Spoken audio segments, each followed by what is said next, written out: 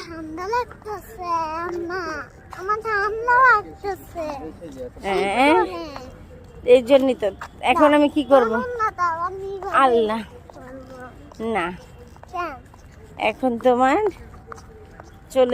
চলে যাচ্ছি না আমরা। হ্যাঁ শীত তো করবে, এখন সন্ধ্যা হয়েছে তো শীত করবে না।